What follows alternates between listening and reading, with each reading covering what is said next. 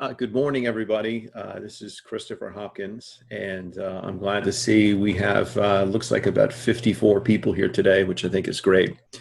I guess the overarching theme of this is a lot of us, if not all of us, are working from home because of the COVID-19, and there are some data privacy issues that arise from that.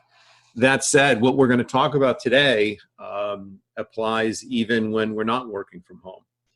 And my hope today is to not only identify for you some real life situations that have arisen in my cases or in my experience, and to also give you some hands-on steps that you can take to protect yourself, protect your family, protect your firm, or at least ask the right questions to your IT folks or maybe even to your executive committee about what your firm is doing in terms of data privacy and cybersecurity. Quick housekeeping note, there is a Q&A that you can type your questions into. As we go along, just go ahead and type in what you want, and I can either address it at that time or I can address it at the end. But if you want to load up those questions, there'll certainly be time to answer all of that. So let's jump in. Again, since we're not on video, this is what I look like. Here's all my contact information if you want to reach out to me afterwards. Anyway, along those lines, if you have questions later, you think about something, feel free to email me. I'll be happy to answer your questions. So a couple of months ago, I got this email. This is a real email from Sean Riley saying, as you can see, can you help me with a quick task, please? And it came at almost 8:15 on a Saturday morning. And Sean Riley is the president of our firm. And as you can tell from this photograph, he's an intense and unforgiving guy, as you can tell from his picture. So when I got an email from Sean, I said on a Saturday morning, I thought, boy, this may be something important. I should jump right on it.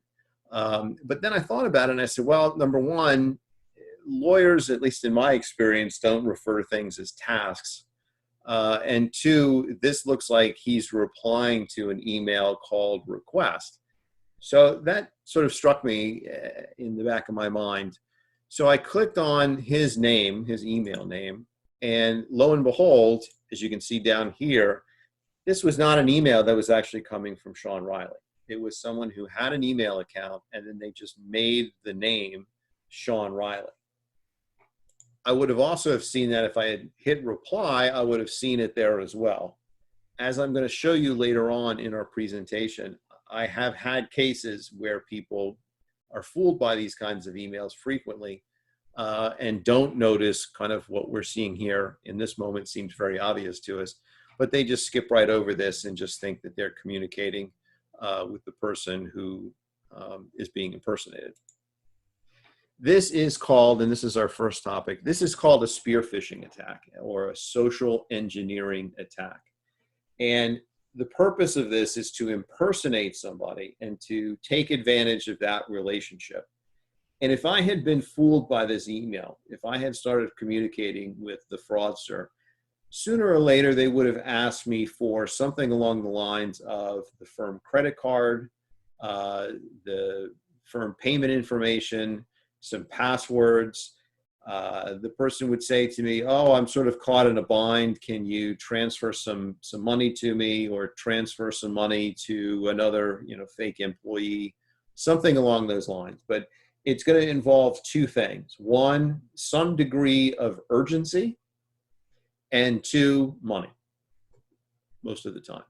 So we have to be on the lookout for these kinds of emails. And as your employees or as you are working from home, if you're in a position where you supervise folks or you run a law firm or what have you, or even just want to have a conversation with your colleagues or even your loved ones, it's not a bad idea to send email reminders to employees to be wary of these impersonating emails. There are companies who actually send their own fake emails around to see who will click on it. So in other words, I could create an email account. I could call it, your boss, whatever that person's name is. and then send an email out saying, hey, everybody, I want you to take a look at this. This is really important. We need to review this by the end of today, and see how many people actually click on the link. That would be another way just to kind of, again, train people to be very, very careful about these sorts of emails. Another type of email, and it's very close to the spear phishing emails, are the phishing emails, or they're also called business email compromise. About a month or so ago, I got 2 cases within the same week, and they both involved people who were in the process of buying their home. They were emailing with closing agents, and someone got in the middle of their emails and was able to convince the buyer to wire money under, again, fake urgency, to a specific account in order to steal the money. And let me show you what one of those situations looks like. So here's the email, and this is the fake email. And it says, hey, your closing has been finalized. We're clear to close. You have to have the cash. Wire to our trust account today to avoid closing delay. You get that urgency, and again, the focus on the money. The interesting thing is this email came at a time where no one was close to closing, and there was no such urgency, and there had actually been some email traffic that the buyer should have picked up on the fact that, hey, this email with all this urgency doesn't seem to fit the overall conversation that I was having with my closing agent. But the problem is, as you can see on your screen, is this came from this fake email account, closing agent 2519. That's not the real closing agent's email address. But it did, just like the Sean Riley email, it did have the closing agent's name on there. So the question became, how did the thieves get in the middle of this conversation? How did they find out that someone was buying a house and that there was money being potentially transferred from one place to another? And the answer is, again, this is a phishing attack, and it's a social engineering attack where they're looking to get usually credit card numbers, but in this case, transfer of the deposit money, and they're masquerading as somebody that you would know. But the question is, how did the fraudsters get in the middle of this particular transaction? And the way they do it is long before this transaction came along, they send out a bunch of these fake emails, and it may look something like this. So if somebody's a university student, they might get something from their school that says, hey, you need to click on this to change your email address. You might get an email from fake Netflix saying, hey, we need to update your payment details, and you click on go to billing, and it leads you to a fake website where you start entering your email address and your real Netflix account so that they can then get into your account and take a look at your billing and other information. A couple of years ago, I think it was 2015, this type of phishing attack occurred with a bunch of celebrities. It was called Celebgate, because the hackers were able to not only get into the email accounts, but find nude photos. And the question was, well, gee, how were they able to get these nude photographs? And the answer is that they sent an email that looks like this, looks like a legitimate email from Apple, saying that you need to change your, you need to access your account and change your information. This is a fake email, and it led the celebrities in this case to a fake Apple account or Apple website. And then at that point in time, the person was entering their legitimate Apple information password, and then the hackers had that. The hackers then logged into iCloud, and most people, or a lot of people, back up their photos to the cloud. They then went into the cloud and rummaged through the photographs to see if they could find something incriminating or embarrassing. And in this case, they found celebrities who had some, I guess we'll call them compromising photographs, and then tried to extort the celebrities. That person ended up getting caught and going to jail. But this is happening again and again and again. And this is a page that I'm showing you now is from the FBI. And it explains that step one is these organizations or these hackers are sending out these emails, they're broadcasting them just to see who they can find. So for when we go back to our example of the house buyers, someone wasn't necessarily targeting them because they were in the midst of a transaction. They were just trying to see if anyone would bite. And then once that person bit, they then rummaged through the person's email account looking for credit card information, anything that was of value, and lo and behold, saw from the sent and deleted files that these people were in the midst of a pretty good sized transaction, and then they exploited that particular issue. Again, this display here sort of shows how the steps are to kind of pull that off. Very interestingly, and I found this to be true in my cases, in the bottom right corner, perpetrators may continue to groom the victim into transferring more funds. Not only does that happen, there's this very strange thing that happens. You would think once the deposit gets transferred and they get the money and they abscond with it, you'd think you would never hear from these people again. But almost in almost all of my cases where it involves some sort of wire fraud, the fraudsters hang around for a little while and still communicate back and forth with the person. Sometimes they do it to kind of buy time, because the person may say, hey, I thought this was really urgent. How come the deal isn't moving forward? And they're making up additional excuses to buy time to cover their tracks.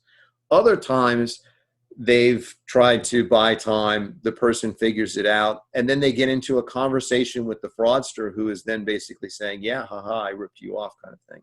It's very, very weird, but they do sometimes try to, after there's an initial transfer, try to get some more money sent as well. So we've got to be very careful, both in terms of emails, the spear phishing, where it's targeting someone specifically. Again, on that case, they went on the McDonald Hopkins website. They said, here's the name of the president. Here's Christopher Hopkins. And let's see if we can get a conversation going between these two. They probably have the keys to the kingdom in terms of ability to transfer money, passwords to accounts, those kinds of things. So how do we protect ourselves from these phishing scams while we're working from home? First of all, I would recommend that you create a policy, and I'm going to show you a policy in a few slides later here in just a few minutes. As far as your employees working from home, tell them to make sure that they're using the most current version of Windows and Mac, and have them update their system so that they're using the current protections. Make sure that your employees have some sort of antivirus or malware protection on their home computers. Even if they're using a free version like Malwarebytes or Avast or something along those lines, make sure that they have something on their system. And again, send them reminders saying, check your emails carefully, see if things look out of place, make sure everything is on the up and up before you respond and give money or transfer passwords and those kinds of things. I recommend to people, and I'm sure you've heard this before, multi-factor authentication. This is in addition to having a password before you would log on to your account. It texts you or sends you an authenticator message that you're supposed to include some additional information before you can have access to your account. You can turn that on your Gmail, your Yahoo, and your social media accounts. I strongly, strongly recommend that. But the most important thing is this: don't send money without a verbal confirmation. So we go back to the house purchasing situation. If they had called the closing agent and said, hey, I just want to make sure before I send this, this is the account number and you want me to send it now and this is where it's going, that would have prevented that particular theft. People didn't do it, and the bad guys ran off with the money. So if there's anything that I can impress is, please make sure you and your family and your employees know, do not send money, do not give passwords unless you've got a verbal confirmation that you're really dealing with the person that you think you're dealing with. There is a website called virustotal.com. And so if someone sends you a link and for whatever reason you are suspicious about it, you can go to this website, you'll kind of cut and paste the link that's in the email. You'll open it up another screen, you'll go to virustotal.com and paste the URL in there. It will run that site through about 24 different scanners. It takes about almost a minute, and it will tell you if there's any sort of malware or anything like that on that particular site. VirusTotal, as you can see from the page, is very very sparse. I think you can trust it. It's owned by Google's parent company. And again, all you're doing is giving it a URL. You're not giving it any specific information. But this is one step that you can have to make sure, hey, before I visit this site, is it going to put some spyware on my system? Is it going to put some sort of malware on my system? That kind of thing. I do have to tell you, I do have to caution you though, don't rely on this too much because it won't tell you if it's a scam site. It'll just tell you if there's evidence that there's some sort of malware that this site is going to try to inject into your computer. So this is one, it's not a perfect tool, it won't cure everything, but here is a free, reliable tool that you can use today to make sure when you get a link that it is not going to immediately harm your computer.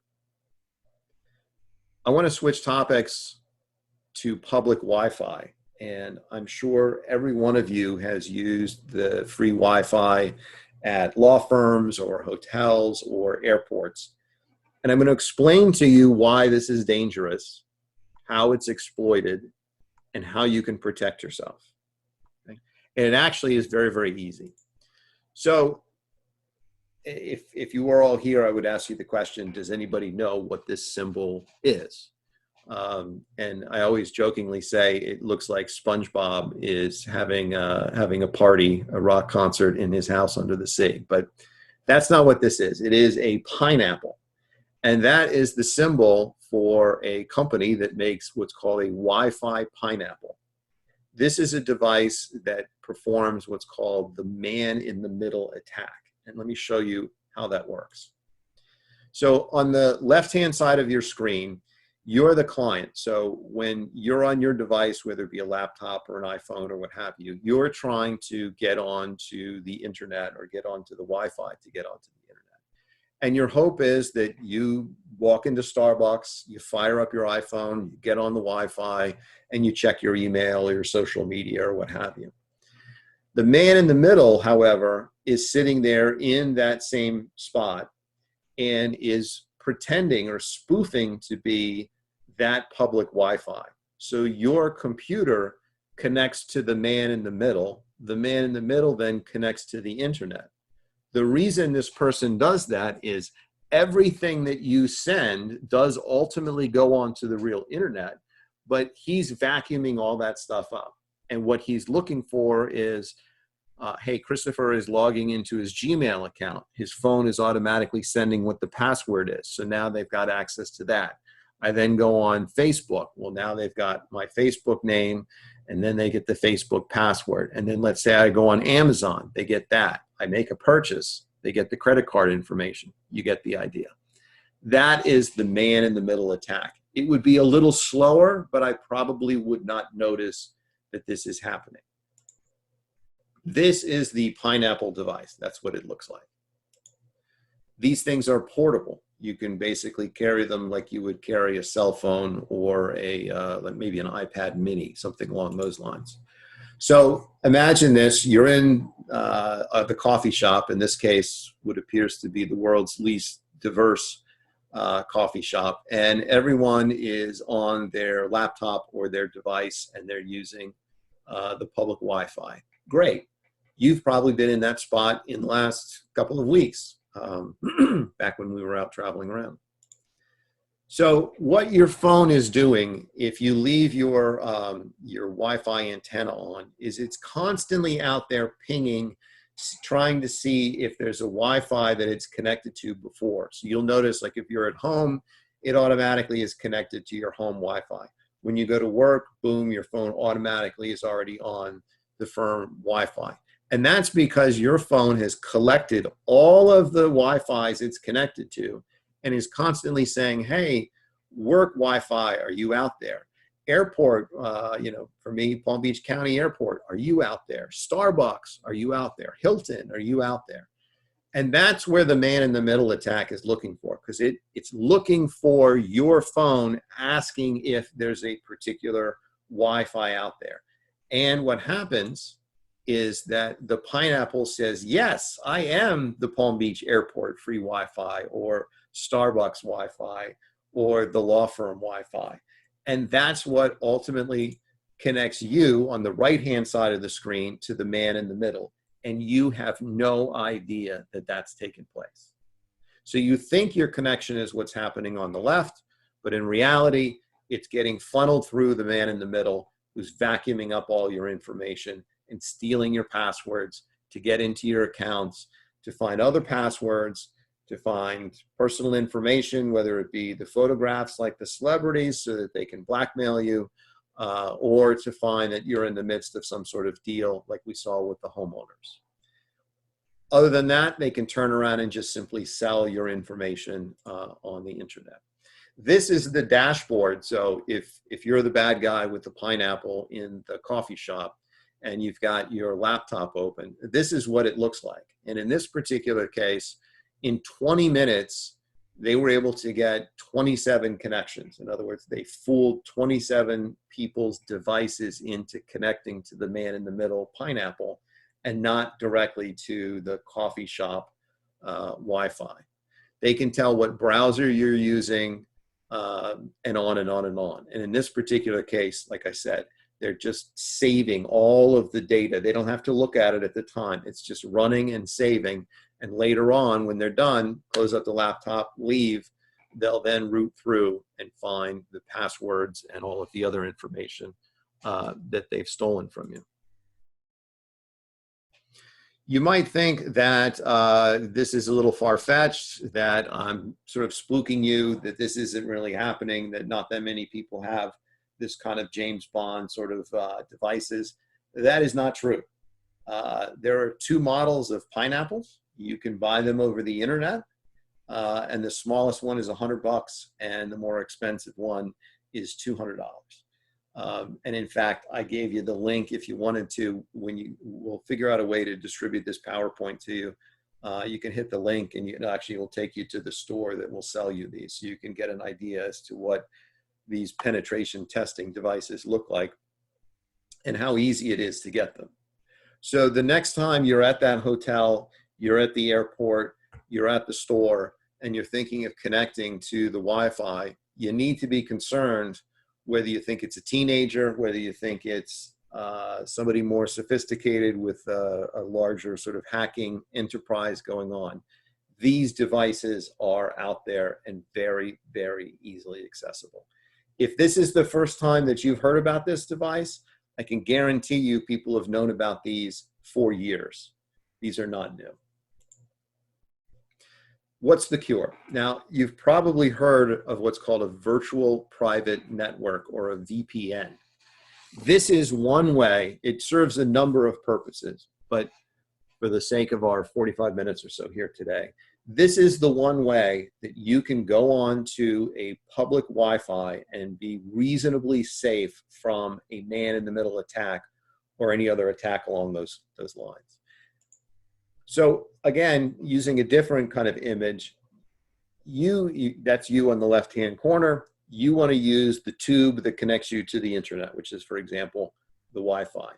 You've got the man in the middle there, who always, of course, is wearing a hoodie and sunglasses. And if you're connected to the internet using a VPN, the man in the middle cannot get your data. It's encrypted. He or she cannot see it. Even if they download it, it's meaningless to them. So let me explain how you get a VPN connection. Well, first of all, let me back up. A couple of things. I would recommend to employees and to yourself and your family members, do not use public Wi-Fi in kind of a naked sense. If you have to use it, make sure you've got a VPN connection, which we'll get to in a second. Employees need to use VPN, and employers need to have a way that when employees are connecting to the system, that is a VPN connection. That is something that you need to ask your IT department about or your IT vendor. And again, use the multi-factor authentication so that not only are you using a password, but it's then sending you a text or asking you to otherwise authenticate, so that if somebody has your username and password, they still won't be able to get on unless they have access, say, to your phone where you get that notification. Okay, how easy is it to use VPN? So this is a screenshot of my phone, and I use this particular company called PIA, which I think is Private Internet Access. You can use whatever VPN service you want. I just happen to use this one. There's a website called CNET, C-N-E-T, and if you do a Google search for best VPN services 2020, CNET did a pretty good article recently and listed out about 10 different options. So anyway, we have this app on the phone. I'm trying to connect, let's say, to my work Wi-Fi, but I want to make sure that everything that I do on there is safe. So I hit the icon and it pulls up this on my screen. And this is where this gets extremely complicated. There is a big red button on the front of my phone, and I press it, and then it turns green. And that means that the VPN is now on. So you don't need to know what VPN stands for. You don't need to know what VPN does. All you need to know is you're green and you're good to go. And at this point, again, that tunnel is green. You're in that tunnel, and your information is going back and forth wherever you're trying to get to, work, Amazon, Instagram, emails, what have you. You're in the tunnel, and the man in the middle can't do anything about it. If you and your employees have this, you don't have to turn it on all the time. You just use it when you need it. In the case of the vendor that I use, this PIA, I think it's about $40 a year. And I can put it on up to 5 devices. So I can put it on the phone, the iPad, a laptop. I can give it to my spouse. I can give it to my son. So you can pretty much have a family who has access to the VPN so that everyone can be safe and secure. Very, very easy. You need to put this on your devices if you're traveling and using public Wi-Fi, period end, because these Pineapple devices and other devices like it, they're out there. Okay, some steps that we can use right now to work remotely like a pro. This slide is entitled, "Don't be a COVIDiot." In other words, pay attention, particularly now. There are a lot of COVID-related scams out there. The FBI just put out a notification just a handful of days ago. And what people are doing is they are sending either teddy bears or letters like you see on the right-hand side that say, hey, here's a $50 gift card, and you can use it on any of the products that are listed on the PDF that's on this USB. Also, with the teddy bears, it comes with a USB. What's the purpose? They want you to put the USB into your computer. At that point, it silently injects a keylogger onto your system, and anything that you type is going to be sent off to the bad guys. So as you log into your work account, it'll get your username and password, Amazon, username and password, credit card information, et cetera, et cetera.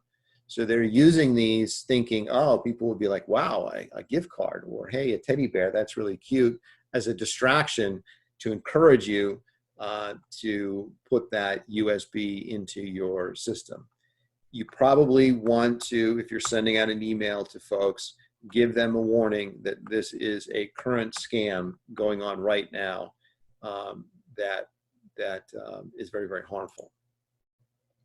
There are a couple of other scams going on right now. In the upper left-hand corner are a couple of examples where people are trying to take advantage of our fear, because we're coming from a place of fear right now, about the virus, saying, hey, you know, there's this testing idea, or there's a great face mask that you can get if you hit this link, or something along those lines.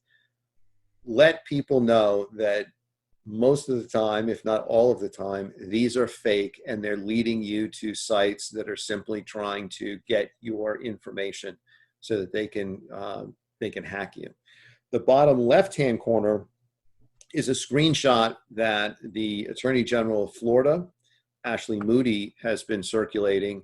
It's a fake text talking about how you can get your $1,000. This is separate from the federal government, but there are also the fake ones relating to getting the federal government money. Anything that looks too good, that's coming out of the blue, again, that has some degree of urgency to it, or involves money, is probably fake. Upper right-hand corner, there was a recent link that was going around. This was to a fake Fox News website, so that entire site is entirely fake. And the suggestion was that there was some sort of homebrew solution that you could use to avoid or cure coronavirus. In this case, it looks like she's putting, you know, eucalyptus oil in a diffuser. But that site would inject malware onto your system. If someone had gone to the Virus Total site and pasted in that link, they would have known ahead of time before going there that that site was going to put malware onto their system. Finally, bottom right-hand corner, there's a televangelist out there who's claiming that he can cure coronavirus just simply by touching the TV screen. And if you think that that is really outside of the mainstream and not things that people would really fall for, Kenneth Copeland has been invited to the White House in the last year or two and has been praised for his ministry. So he is not outside of the norm. I guess the good news is 3 days ago, he claimed that he had asked God to cure coronavirus, and that's going to be happening soon. So perhaps we're all better off than we thought we are. The point is, don't fall for these kinds of things, and make sure that employees are aware that these types of scams are out there. And since we're coming from a place of fear, and since they're creating this urgency, to pause before you hit a link. Some policy considerations. One, does your engagement letter, so this is specifically for lawyers, does it give notice to your client as to how you're using their data? How are you storing it? That you're using cloud services, that you're using things like Microsoft 365, that you're using portals. Some of you are still using FTP, which I recommend against. There's certainly more secure things you can do than use that. But let your clients know, hey, we're going to largely be communicating by email and perhaps by text.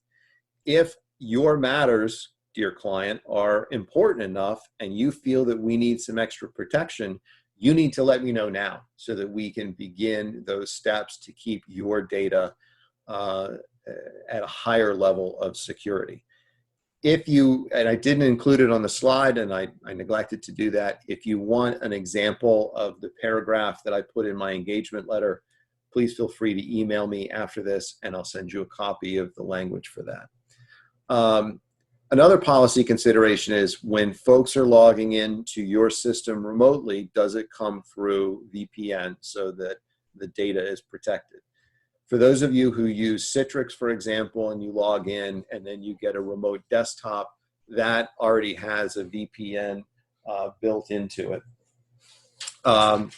Do you have a data map for your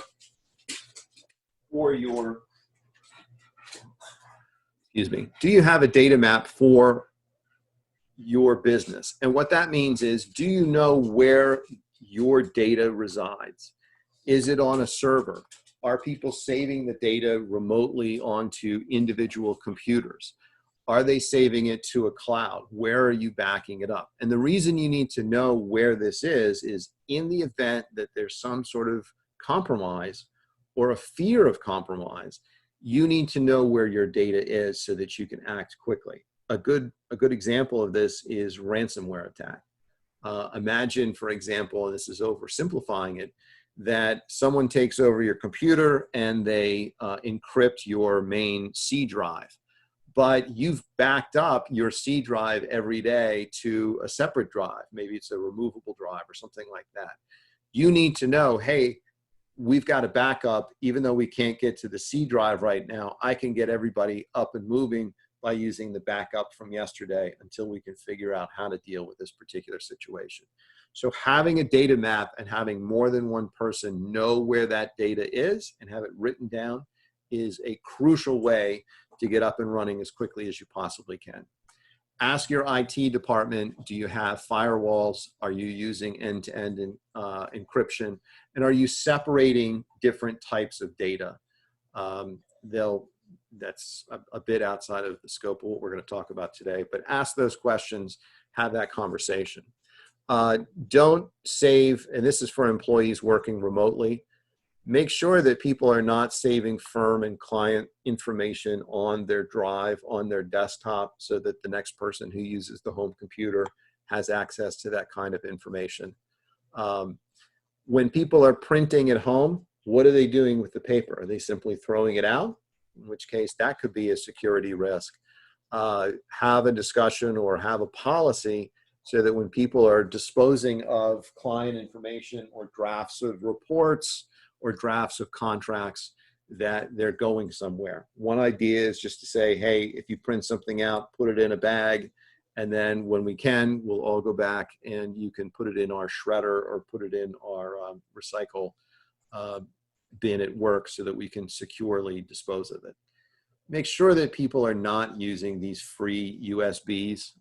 Obviously right now, we're not going to conferences and those kinds of things. I went to a conference not too long ago that was actually a virtual currency Bitcoin conference. And so as you can imagine, these are fairly sophisticated techie people. And I was horrified that a law firm was putting on a presentation, and at the end of the presentation, they handed out USBs. And as people walked out the door, they just simply threw them on the desk and walked out. The lawyers lost total credibility with these folks by proposing, hey, I'm going to give you a USB. Stop using these. If you see a USB, and this is not a joke because people are doing this, if you see one on the ground somewhere, do not put it in your computer, and make sure that your family and your colleagues know not to do those kinds of things. Finally, like I said, have a policy. You need a telecommuting policy, you need a computer security policy, you need a policy in terms of what are we going to do if there is some sort of intrusion, ransomware, something along those lines. You can find one on the internet. They're a little dicey. You can ask a colleague, hey, what has your law firm been doing? You're welcome to call me. I can point you in the right direction. But let me give you a free one. LexisNexis has put out what they're calling the Coronavirus Resource Kit. And again, when we get you the PDF of this PowerPoint, you can click on that link on the lower right-hand corner. That will take you on the internet to the resource kit. And what that is a number of different forms. Some of it relates to litigation, some bankruptcy, tax, real estate, etc. But there's some really interesting documents in there that you can use no matter what your practice area. Some of the things I thought were interesting were for lawyers, there was a motion for extension of time that has all kinds of language in there about why you need an extension due to the coronavirus. For those of you who deal with contracts, there was a force majeure checklist. They recommended some clauses if you're drafting a contract now and you've got some force majeure and coronavirus issues. For those of you with clients who've got, are trying to wiggle out of some obligations, there was a memo on excuses for non-performance. There was a document that talks about anticipatory repudiation, termination of rights and cancellation notices. There were forms for a bunch of releases and change orders. And then finally, there was a telecommuting policy in there that you can tailor. And these are all Microsoft Word documents. So you can tailor these to your particular needs. These are absolutely free. I have nothing to do with LexisNexis, but I did look at these and I thought this was a fantastic resource. So I'm passing it along to you. I think it's worth looking at. They give you a PDF, I think it's about 12 pages long, that gives a list and an explanation as to what these documents are. And then you click on that list and then it'll pull up the Word document for you to save and then obviously to tailor. So that's a pretty good resource right there. Okay, a lot of you, like we're doing right now, are using Zoom for these kinds of conferences. There's been, Zoom was enjoying a meteoric rise. I think in the last handful of months, they went from 10 million Zoom conferences a month to, in the month of March, I think they hosted something like 200 million conferences. And up until about 2 or 3 days ago, everything I read about Zoom, social media articles, was praising them and talking about virtual backgrounds and how great it was and that sort of thing. And then about a couple days ago, the tide changed a little bit and people started saying, well, what's the privacy situation? Or, should we be worried about people dropping in on our meetings uninvited, which they're calling Zoom bombing? And there are risks. I mean, in any tech platform, particularly one that involves communication, and particularly one that involves communication of confidential information, we've got to make sure that we have some privacy protections in place. So here are a couple of quick recommendations. First of all, for your meetings that you set up, so when you schedule a meeting and you send the invite, make sure that there is a password that's required. You probably are aware of there are meeting IDs and you have a personal meeting number, and there's one other number that's escaping me right now. A lot of these are in the URL of the meeting, and people can essentially just guess them and then drop in on your meeting and either upload malware or just disrupt things, or simply just sit there and lurk and listen to what people are saying and capture that information. So just like anything else, make sure that there's a password to it so people just can't walk into an unlocked door and attend your meeting uninvited. Under your settings, you can mute your audio and camera as you enter a meeting. So that way, when you connect to Zoom, it's not automatically, boom, everything's live. In the event you weren't fully ready for it, or you weren't totally paying attention, or there was something in the background or what have you, it gives you a chance to get connected, get situated, and not have your entire room and your microphone live at the same time. During the course of a meeting, you can use your space bar as a mute, as a quick mute, and then you use Alt-A, you hold down the Alt key and hit A, and it will unmute you as a quick way to mute your line. Virtual backgrounds, you've probably seen this where people put a background on. In the picture that you see of me in the corner there, I've got my dog Oliver in the background. If I had a virtual background up, and it doesn't have to necessarily be a goofy one, although it certainly could be, all of that would be blocked out and you would just see me and whatever the hopefully professional background would be, as opposed to the fact that I'm sitting here and my dog is lounging right behind me on a towel. So virtual backgrounds, I think, add a degree of privacy. For example, also, if you're the type of person who has calendars on the wall, or you put up all kinds of documents on the wall behind you, you want to keep all of that private so that someone doesn't take a screenshot and then enlarge it and see some confidential information that you've had that's in the background that you didn't intend other people to see. You can limit screen sharing. Again, this is just to protect from someone coming on and sharing inappropriate material. If you're having a small meeting and you're like, I'm only inviting 3 or 4 people, once that everyone's in, the person who's the host, go ahead and lock the meeting. And that way, if you didn't have a password, no one else can come in uninvited. It's just like locking a door. And finally, if you have a participant and someone weasels their way in, you can go under Manage Participants, and then next to their name, you hit More, and you can remove them. There is a setting also on the website that says, and you should check this as a default, that if someone has been removed from a meeting, they can't log back in. That way, again, if you've got somebody who's just trying to persistently cause trouble, you've got them locked out. Finally, there are alternatives. They all more or less work the same. FaceTime, Skype, Teams, if you have Microsoft 365. The federal government, although some of these people shouldn't be, are using WhatsApp. Facebook has a function, and then for recreation, there's an app called House Party on your iPhone and your Android. If you haven't checked that out, it's kind of fun. And from what I can tell from the security professionals, oddly enough, that is a very secure platform. Again, when you get the PDF copy of this PowerPoint slide, these are links in the bottom right-hand corner.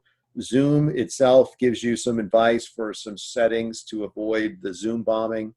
The article, the tricks article, gives you some tricks. It explains how to put a virtual background on your Zoom. And then, of course, the other one talks to you about how you can make sure that everything for your Zoom is password protected.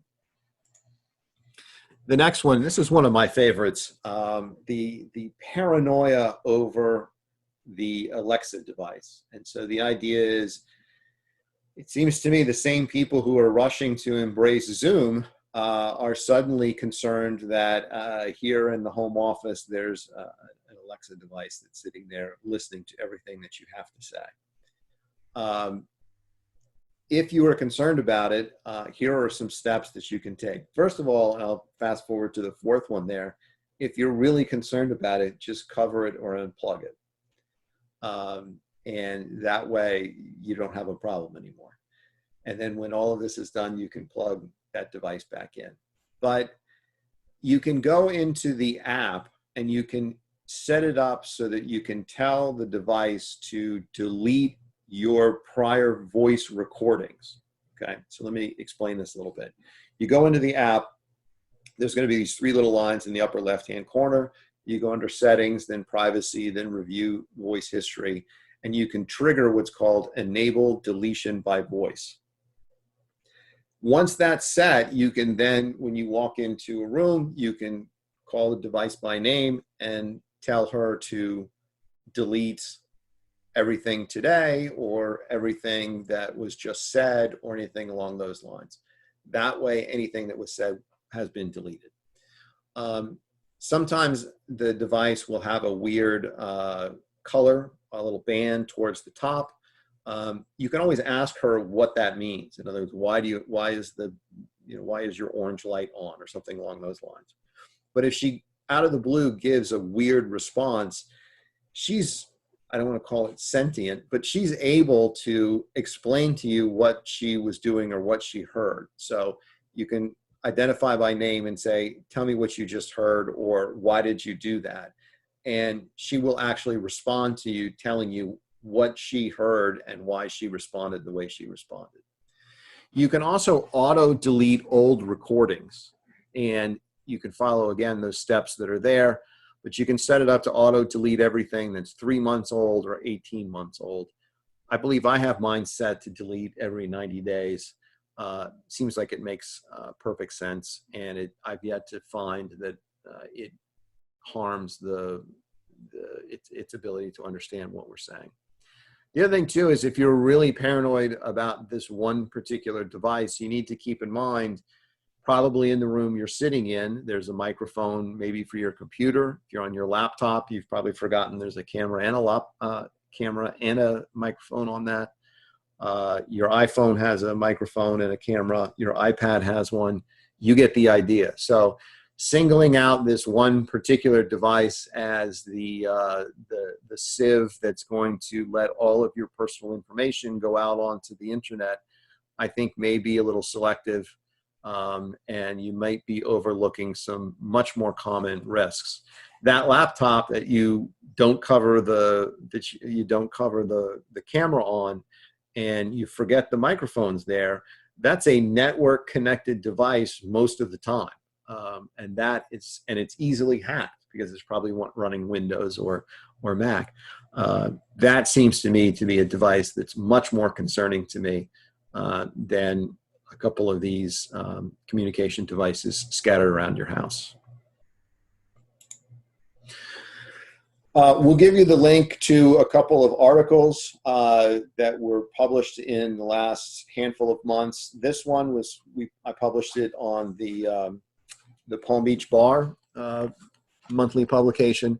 These are steps to protect the privacy of your iPhone and your iPad. And it's a single page, and all you do is just go through it and follow each of those steps, and you can turn on or turn off certain privacy settings to make sure that it is buttoned up as you possibly can. It's pretty easy, and again, I think it would take you all of about 10 minutes to go through that. I would be surprised if you knew of all of those settings, even if you're pretty savvy in this stuff, and I would recommend you do it for all of your iOS devices. Next, we did a similar thing. This was an earlier article from about 3 or 4 months ago. It's a 10-question quiz about your Windows PC, and you just go through and answer the different questions. And if you get it wrong, it'll explain to you the steps you can take to increase the security on your desktop or your laptop. Again, when we get to you, however we figure out getting it to you, the PDF of this, you can see in the left corner, you'll be able to just click on that link and it'll take you to the article. You can download it, print it out, email it to whoever you want. It's free. But that whole quiz should take you all of about 10 or 15 minutes at the most to go through. Finally, while we're all at home, clearly stay safe, stay healthy. This particular article has 14 fitness and streaming service apps and services that you can use to stay healthy. Nike has some free stuff. Peloton has some free stuff. Just make sure that you and your family and your employees are staying safe and healthy and those kinds of things. This slide is just to thank the folks that gave us the templates and the fonts and those kinds of things. This PowerPoint, the FDLA will probably email you a link, but if you go to internetlawcommentary.com, you'll be able to download it for free along with the articles.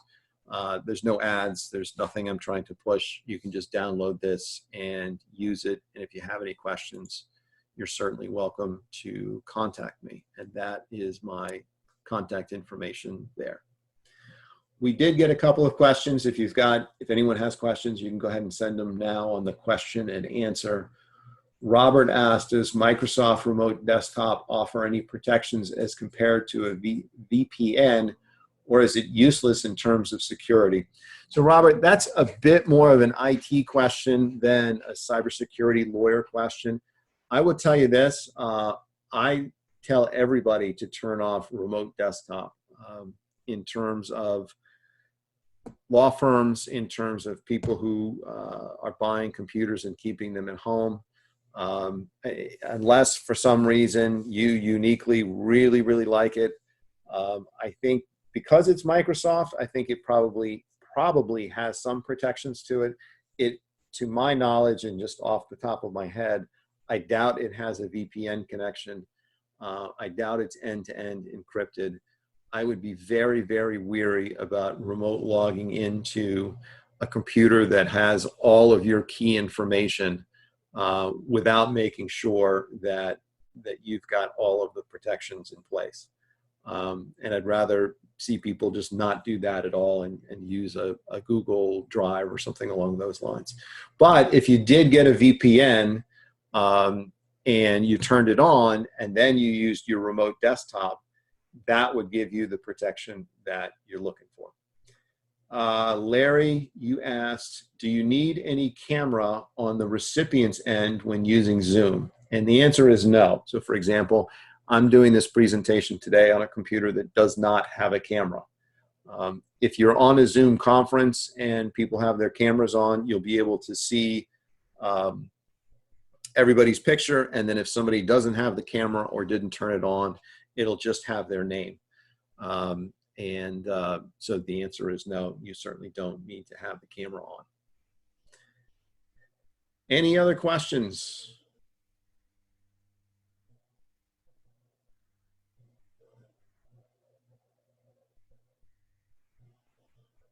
Okay, Anna, I think I'll hand it over to you.